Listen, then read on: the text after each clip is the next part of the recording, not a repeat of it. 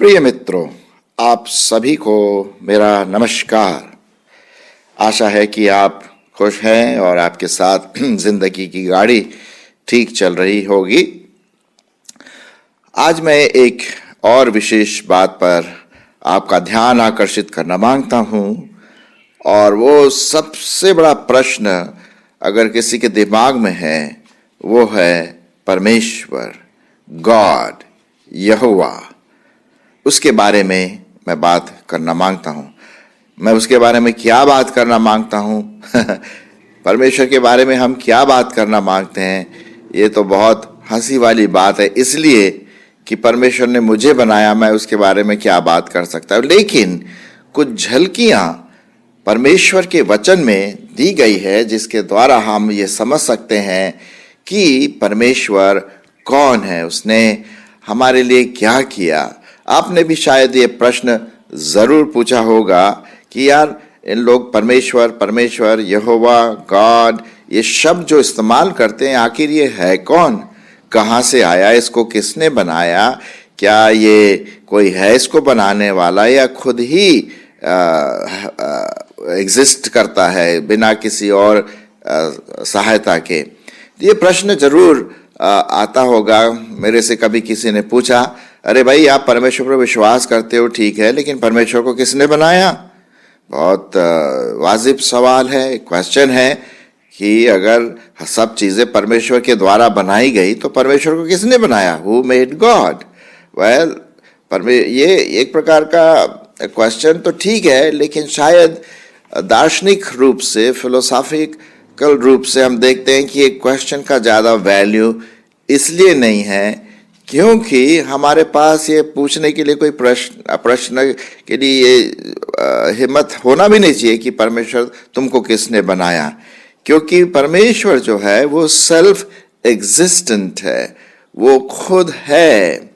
और इसीलिए जब मूसा ने पूछा, भाई मैं जाऊंगा इसराइलियों के पीछे, उनको बताऊंगा कि परमेश्वर ने मुझे भेजा, तो उन लोग पूछेंगे भाई तुम्हारा नाम क्या है, तो मैं उनको क्या जवाब दूंगा? तो परमेश्वर आपका नाम क्या है? मालूम परमेश्वर ने क्या कहा? निर्गमन की किताब में लिखा हुआ है, परमेश्वर ने कहा, मेरा नाम मैं जो हूं सो हूं, I am that I am. ये नहीं कि मैं था या मैं होऊंगा, मैं हूं, एवर प्रेजेंट, एवर लास्टिंग, अनंत काल, अल्फा और ओमेगा, शुरुआत और आखिर, सब कुछ उसी में है। तो हम देखते हैं परमेश्वर को किसी ने नहीं बनाया, है ना। मूर्ख ने अपने मन में कहा, भाई परमेश्वर है ही नहीं, क्योंकि मैं देखता नहीं हूँ उसको सुनता नहीं हूँ और उसकी वाणी नहीं सुन पाता हूँ, मैं कैसे कह सकता हूँ। तो मूर्ख कहता है भजन संहिता 14 में पहले पद में, मूर्ख ने अपने मन में कहा कि परमेश्वर है ही नहीं। मेरे मित्रों, हम थोड़ा सा ये पहला भाग और दूसरा भाग हम देखेंगे, इसके 2 एपिसोड होंगे। परमेश्वर पिता, इसके 2 एपिसोड होंगे, पहला भाग और बाद में इसका दूसरा भाग। ये पहला भाग है। तो हम देखते हैं कि परमेश्वर कौन है। यहाँ पर लिखा हुआ है, जब वो सामरी स्त्री से बातें कर रहा था प्रभु यीशु मसीह, तो प्रभु यीशु मसीह ने एक बात कही जो बहुत ध्यान देने लायक है। वो पाई जाती है यूहन्ना रचित सुसमाचार और उसका 4 अध्याय 24 पद, यूहन्ना 4:24। उसका मैं 23 पद से पढ़ूंगा। परंतु वह समय आता है, वरन अब भी है, जिसमें सच्चे भक्त पिता का भजन आत्मा और सच्चाई से करेंगे, क्योंकि पिता अपने लिए ऐसे ही भजन करने वालों को ढूंढता है। परमेश्वर आत्मा है और अवश्य है कि उसके भजन करने वाले आत्मा और सच्चाई से भजन करें। कहने का मतलब परमेश्वर आत्मा है, वो कोई शारीरिक एंटिटी नहीं है या कोई भौतिक चीज नहीं है मनुष्य के समान कि देखो वो है परमेश्वर, वो नीला कपड़ा पहने जा रहा है ना, उसकी कद ये है जी, नहीं।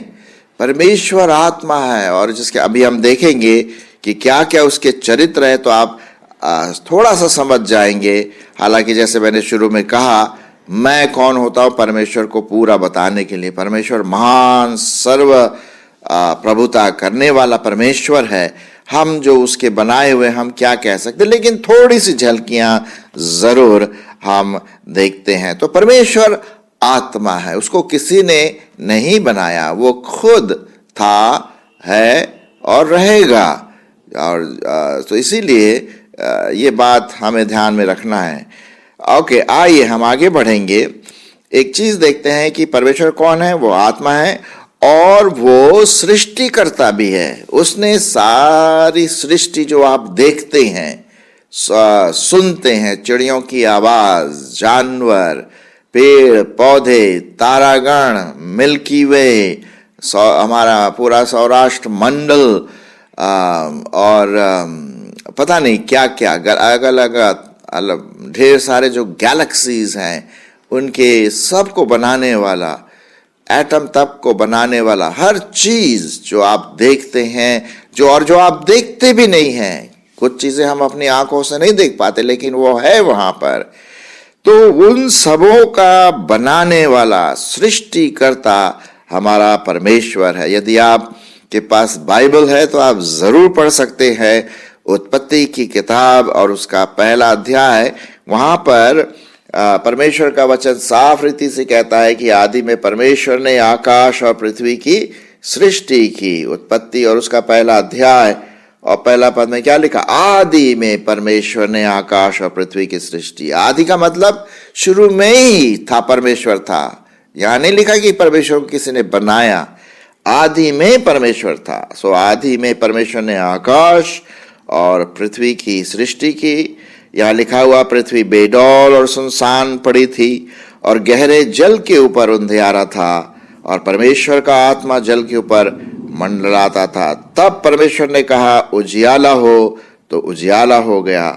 और फिर उसने और भी कई चीजें कही, पूरा आप पढ़ लीजिए, हर चीज को उसने बनाया। फिर छठवें दिन में उसने आदम को बनाया, जो हमारे पूर्वज कहलाते, आदम और हवा को। वहां पर इस प्रकार से लिखा हुआ है कि छठवें दिन में परमेश्वर ने आदम को बनाया भूमि के मिट्टी से, और उसके बाद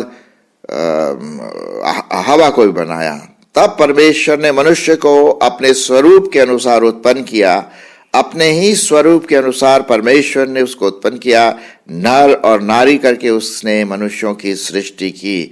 और परमेश्वर ने उसको आशीष दी और उनसे कहा फूलो फलो और पृथ्वी में भर जाओ और उसको अपने वश में कर लो और समुद्र की मछलियों तथा आकाश के पक्षियों और पृथ्वी पर रेंगने वाले सब जंतुओं पर अधिकार रखो। तो हम देखते हैं यहाँ पर परमेश्वर ने सब चीजों की, जो आप देखते हैं और जो आप सुनते हैं, या जो आप देखते और सुनते भी नहीं हैं, उन सबों की सृष्टि परमेश्वर ने की।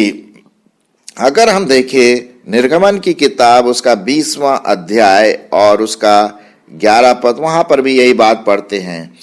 यहाँ पर लिखा हुआ है निर्गमन उसका 20 अध्याय 11 पद, क्योंकि 6 दिन में यहोवा ने आकाश और पृथ्वी और समुद्र और जो कुछ उसमें है सबको बनाया और 7वें दिन विश्राम किया। इस कारण यहोवा ने विश्राम दिन को आशीष दी और उसको पवित्र ठहराया। मित्रों, हम देखते हैं कि जो परमेश्वर, जिस परमेश्वर पर हम विश्वास करते हैं, जो सच्चा परमेश्वर है, जिसने कहा मार्ग सत्य और जीवन मैं हूं, वो सृष्टि करता है। उसने हर चीजों की सृष्टि किया हुआ है। एक और पद में आपके लिए पढ़ूंगा, भजन संहिता 102, भजन संहिता 102 और उसका 25वां पद। यहां पर इस प्रकार से लिखा हुआ है, आदि में तूने पृथ्वी की नींव डाली और तेरे आकाश तेरे हाथों का बनाया हुआ है। देखिए, तो हम देखते हैं कि हमारा जो परमेश्वर है कौन है? वो आत्मा है और वो सृष्टि करता है। और आगे और भी बढ़ सकते हैं, बहुत सारे पद हैं जो दिए गए हैं। मैं आपके लिए एक और पद पढ़ूंगा, भजन संहिता 19:1। भजन संहिता 19:1, इससे पता पड़ जाएगा कि हमारा परमेश्वर कितना महान है। यहां पर लिखा हुआ है, आकाश ईश्वर की महिमा का वर्णन कर रहा है और आकाश मंडल उसकी हस्तकला को प्रकट कर रहा है। दिन से दिन बातें करता और रात को रात ज्ञान सिखाती है। ना तो कोई बोली है और ना कोई भाषा जहां उनका शब्द सुनाई नहीं देता है। उनका स्वर सारी पृथ्वी पर गूंज गया और उनके वचन जगत के छोर तक पहुंच गए। उनमें उसने सूर्य के लिए एक मंडप खड़ा किया। तो हम देखते हैं परमेश्वर एक सृष्टि करता है और हम देखते हैं कि परमेश्वर सबसे महान है। ही इज द हाईएस्ट, सबसे महान परमेश्वर है। मैं आपके लिए पढ़ूंगा और वो पाया जाता है भजन संहिता 91:1, भजन संहिता 91 माफ करना 91 और उसका पहला पद यहाँ पर इस प्रकार से लिखा हुआ है, जो परम प्रधान के छाए हुए स्थान में बैठ 91 पहला पद यहाँ पर इस प्रकार से लिखा हुआ है, जो परम प्रधान के छाए हुए स्थान में बैठा रहे वह सर्वशक्तिमान की छाया में ठिकाना पाएगा। मैं यहोवा के विषय कहूंगा कि वो मेरा शरण स्थान और गढ़ है, वो मेरा परमेश्वर है, मैं उस पर भरोसा रखूंगा। जी हाँ, ये हम देखते हैं कि परमेश्वर हर प्रकार के, जो लोग बोलते हैं ना कि ये ईश्वर वो ईश्वर, अरे साहब वो हमारा ईश्वरों का ईश्वर, परमेश्वर का परमेश्वर है, महान शक्तिमान, हाईएस्ट, सबसे महान परमेश्वर हम देखते हैं। तो एक और पद मैं आपके लिए पढ़ूंगा भजन से, ताकि आपको पता पड़े परमेश्वर के वचन में क्या क्या बातें लिखी गई हैं। बड़ी गूढ़ बातें उसके बारे में लिखी गई है। भजन संहिता उसका 50वां अध्याय और 14 पद, यहाँ पर इस प्रकार से लिखा है, परमेश्वर को धन्यवाद ही का बलिदान चढ़ा और परम प्रधान, देखिए यहाँ पर बड़ा अच्छा शब्द आया, परम प्रधान के लिए अपने मन्नतें पूरी कर। जी हाँ, तो वो बहुत सबसे महान परमेश्वर है। आइए हम कुछ परमेश्वर के चरित्र है, कैरेक्टरिस्टिक्स, उसके जो गुण हैं उसको हम देखेंगे। ठीक है, आप जैसे किसी ने कहा भाई कि परमेश्वर को किसने बनाया, देखिए अगर मैं ये चेयर को बोलूं कि ये चेयर को किसने बनाया, मेरे सामने जो ये चेयर रखी है, तो हम कहेंगे भाई बड़ा ही नहीं बनाया, है ना, बड़ा ही नहीं। कभी एक समय था, किसी दिन शायद 6-7 साल पहले उसने अपने औजार ले करके इस चेयर को, इस टेबल को, इस घर को जैसे भी बनाने वाला, उसकी शुरुआत थी। लेकिन साहब परमेश्वर की तो शुरुआत ही नहीं है, वो अनंत है। तो इसीलिए माफ कीजिए, इसीलिए क्योंकि उसकी शुरुआत नहीं है तो उसको बनाने वाले का सवाल ही नहीं उठता है, क्योंकि उसका कोई अंत नहीं है, ना तो उसकी शुरुआत है ना उसका कोई अंत है। तो ऐसा प्रश्न पूछना कि परमेश्वर किसने बनाया, ये मेरे ख्याल में ठीक प्रश्न नहीं होगा। तो हम देखते हैं कि वचन में लिखा हुआ है, परमेश्वर के वचन में, कि परमेश्वर इटर्नल है, अनंत है, उसका कोई अंत नहीं है। मैं आपके लिए कुछ पदों को पढ़ूंगा ताकि परमेश्वर का वचन आपके दिल और दिमाग में बैठ जाए। भजन संहिता 90 और उसका दूसरा पद, भजन संहिता 90 और उसका दूसरा पद। देखिए यहां पर परमेश्वर का वचन क्या कहता है, इससे पहले कि पहाड़ उत्पन्न हुए वह तूने पृथ्वी और जगत की रचना की, वरन अनादि काल से अनंत काल तक तू ही ईश्वर है। हालेलुया। मेरे दोस्तों, हमारे इस परमेश्वर को किसी ने नहीं बनाया, वो खुद था, है और रहेगा अनंत काल। अनंत का मतलब है जिसका कोई अंत नहीं है, जिसकी कोई शुरुआत नहीं है। फिर से मैं पढ़ूंगा, इससे पहले कि पहाड़ उत्पन्न हुए, पृथ्वी की रचना की गई, अनादि काल से अनंत काल तक तू ही ईश्वर है। आशा है कि आप इस परमेश्वर, इस जीवते अनंत परमेश्वर की आप आराधना करते हैं। एक और पद मैं आपके लिए पढ़ूंगा, पहला तिमोथी और उसका 6वां अध्याय और 16 पद। पहला तिमोथी 6:16। यहां पर क्या लिखा हुआ है? और अमरता केवल उसी की है और वह अगम्य ज्योति में रहता है और न उसे किसी मनुष्य ने देखा और न कभी देख सकता है। उसकी प्रतिष्ठा और राज्य युगान युग रहेगा। आमीन, आमीन, आमीन। हम देखते हैं कि परमेश्वर अनंत है। जी हाँ, और धन्यवाद हो कि भाई मैं तो उसी परमेश्वर की सेवा करता हूँ, उसी परमेश्वर के बारे में मैं आपसे बात कर रहा हूँ। और तो पहली बात हम देखते हैं कि परमेश्वर की जो कैरेक्टरिस्टिक्स है, जो गुण हैं, जो चरित्र हैं, वो अनंत है। दूसरी बात हम देखते हैं वो सर्व ज्ञानी है, वो सब देखता है और सब जानता है। मैं आपके लिए पढ़ूंगा भजन संहिता उस 139, भजन संहिता 139 और उसका 2 से 4 पद। ध्यान दीजिए, आशा है कि आप परमेश्वर के वचन पर ध्यान दे रहे हैं। वो सर्वज्ञानी, वो सब जानता है आपके बारे में, मेरे बारे में, हमारे थॉट्स के बारे में। सुनिए, तू मेरा उठना बैठना जानता है और मेरे विचारों को दूर ही से समझ लेता है। मेरे चलने और लेटने की तू भली भांति छानबीन करता है और मेरी पूरी चाल चलन का भेद भी जानता है। हे यहोवा, मेरे मुंह में ऐसी कोई बात नहीं जिसे तू पूरी रीति से ना जानता हो। तूने मुझे आगे पीछे घेर रखा है और अपना हाथ मुझ पर रखे रहता है।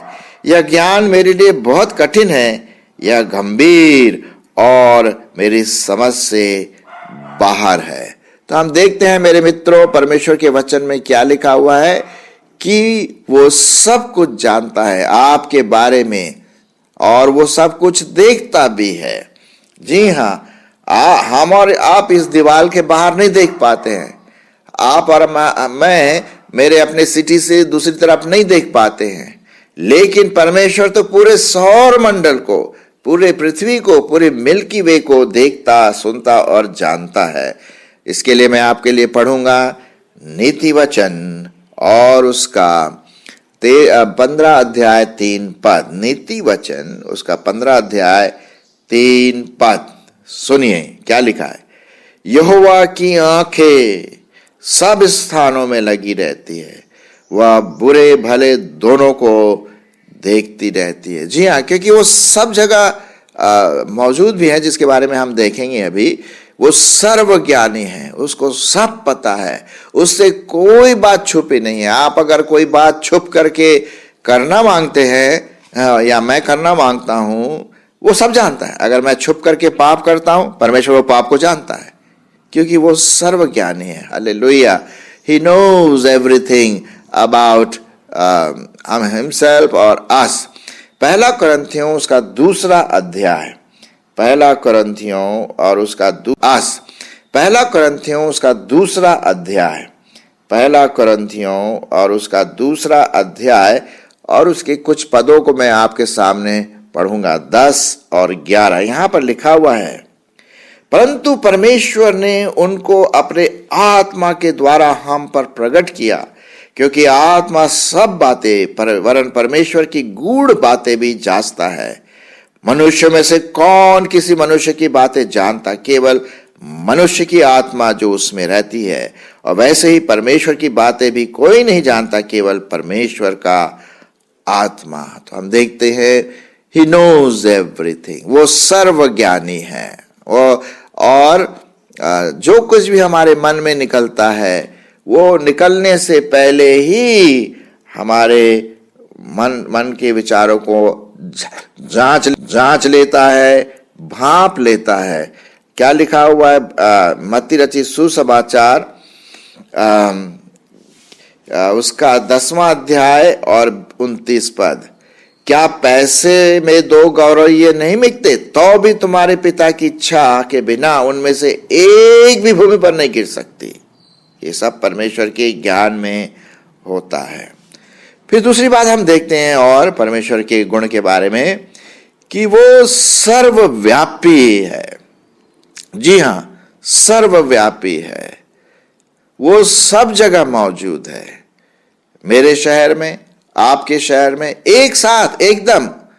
यहां पर भी है और आपके शहर में, आपके मोहल्ले में भी है आपके मतलब सब जगह है, वो सब जगह एक साथ। ऐसे नहीं, हम जो है ना, मैं अभी बाहर निकलूंगा तो मैं वहां पर हूं, लेकिन जब मैं वहां पर हूं उस जगह में तो मैं यहां पर नहीं हूं। तो मैं क्योंकि मनुष्य हूं, सीमित हूं, लेकिन परमेश्वर अनंत है। वो यहां पर भी है, वहां पर भी है एक साथ, और आपके पास भी एक साथ है। मजे की बात है कि नहीं? सर्वव्यापी। मैं आपके लिए पढ़ूंगा भजन संहिता 139 और उसका देखिए क्या पद लिखा हुआ है, 5 से 7। सुनिए। तूने मुझे आगे पीछे घेर रखा है और अपना हाथ मुझ पर थामे रखा है। यह ज्ञान मेरे लिए बहुत कठिन है, यह गंभीर और मेरी समझ से बाहर है। मैं तेरी आत्मा से भागकर किधर जाऊं या तेरे सामने से किधर भागूं? यदि मैं आकाश में चढ़ूं तो तू वहां है, यदि मैं अपना बिछौना अधोलोक में बिछाऊं तो भी वहां तू है। यदि भोर के किरणों पर चढ़कर समुद्र के पार जा फंसूं तो वहां भी तेरे हाथ से अगुवाई होती है। यदि मैं कहूं कि अंधकार में तो छिप सा जाऊंगा और मेरे चारों ओर का उजियाला रात का अंधेरा होगा, तो भी अंधकार तुझसे न छिपाएगा।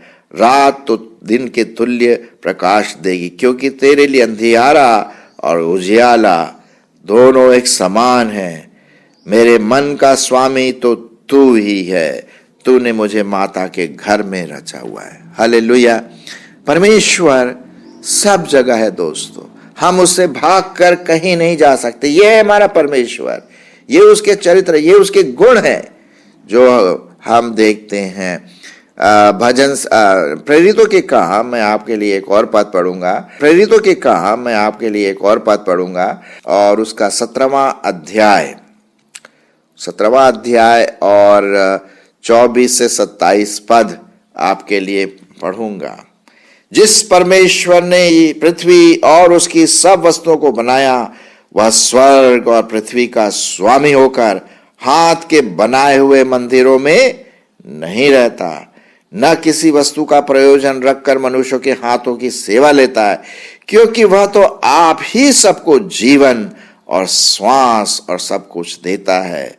उसी ने एक ही मूल से मनुष्य की सब जातियां सारी पृथ्वी पर रहने के लिए बनाई हैं और उनके ठहराए हुए समय और निवास के सिवानों को इसलिए बांधा है कि वे परमेश्वर को ढूंढे, कदाचित उसे टटोल कर पाए जाओ, तभी वह हमसे किसी से दूर नहीं। वो हमारे पास है, सर्वव्यापी। जी हाँ, हर जगह वो मौजूद है। आगे बढ़ें। परमेश्वर और क्या है? परमेश्वर सर्व सामर्थी है। परमेश्वर सर्व सामर्थी है। हमारे पास तो कुछ सामर्थ होगा, लेकिन परमेश्वर ओमनीपोटेंट जिसे कहते हैं, सर्व सामर्थी। भजन संहिता 115 और उसका एक पर्टिकुलर वर्स आपके लिए पढ़ूंगा, 3 पद। हमारा परमेश्वर तो स्वर्ग में है, उसने तो जो चाहा वही किया। देखिए, जो चाहा वही किया। उन लोगों की मूर्ति तो सोने और चांदी की होती है, वे मनुष्यों के हाथ के बनाए हुए, उनका मुंह तो रहता है परंतु वे बोल नहीं सकते, देह आंखें तो है परंतु देख नहीं सकते, कान तो है परंतु वे सुन नहीं सकते। लेकिन हमारा परमेश्वर ये सब कुछ तो नहीं है, मूर्ति नहीं है, वो आत्मा में है और वो सब कुछ कर सकता है। इसीलिए हे इज़राइल, यहोवा पर भरोसा रख, तेरा सहायक और ढाल वही है। साहब, जिस परमेश्वर ने पूरे संसार की सृष्टि, तारागणों को बनाया, आपको और मुझको बनाया, वो सर्व सामर्थी जरूर हो सकता है, होता है। जी हाँ, तो हम देखते हैं कि परमेश्वर सर्व सामर्थी है। मेरे ख्याल में हम यहाँ पर रोक देंगे, आगे हम बढ़ेंगे। अगर आप मेरा दूसरा भाग गॉड द फादर, दूसरा भाग जब उसको सुनेंगे, मैं दूसरा एपिसोड उसमें है, आप जरूर उसमें देखिए। धन्यवाद।